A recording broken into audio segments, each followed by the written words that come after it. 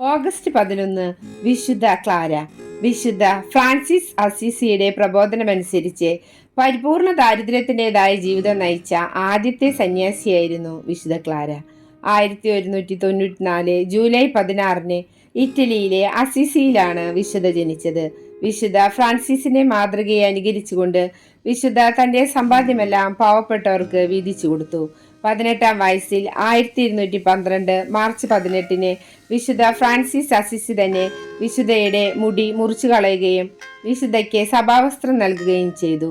തുടർന്ന് വിശുദ്ധ ഒരു സന്യാസിനി സമൂഹത്തിന് രൂപം നൽകുകയും 42 വർഷം ആ സഭയുടെ സുപ്പീരിയറായി ജീവിതം നയിക്കുകയും ചെയ്തു.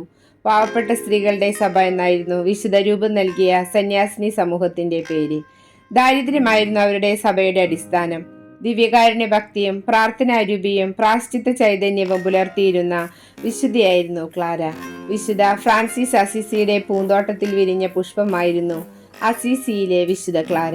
ലോകത്തിന്റെ ഭൗതിക വസ്തുക്കളിൽ പരമദരിദ്രയും എന്നാൽ തന്റെ സമ്പൂർണ്ണ ദാരിദ്ര്യത്തിൽ സമ്പന്നയുമായിരുന്നു വിശുദ്ധ. പുൽത്തൊട്ടി മുതൽ കുരിശു വരെ ദരിദ്രനായിരുന്ന യേശുവിന്റെ മാതൃകയായിരുന്നു വിശുദ്ധ ക്ലാര. പരിപൂർണ ദാരിദ്ര്യത്തിൻ്റെതായ ജീവിതം നയിച്ച ആദ്യത്തെ സന്യാസിയായിരുന്നു ക്ലാര.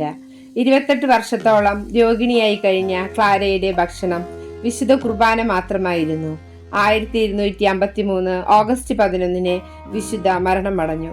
മരണത്തിന് ശേഷം 2 വർഷം കഴിഞ്ഞപ്പോൾ ക്ലാരയെ വിശുദ്ധിയായി പ്രഖ്യാപിച്ചു. ക്രിസ്തീയ ദാരിദ്ര്യത്തിൽ ആത്മീയത കണ്ടെത്തുവാൻ സാധിച്ച വിശുദ്ധ ക്ലാരയെ ഞങ്ങൾക്ക് വേണ്ടി മധ്യസ്ഥം അപേക്ഷിച്ച് പ്രാർത്ഥിക്കണമേ.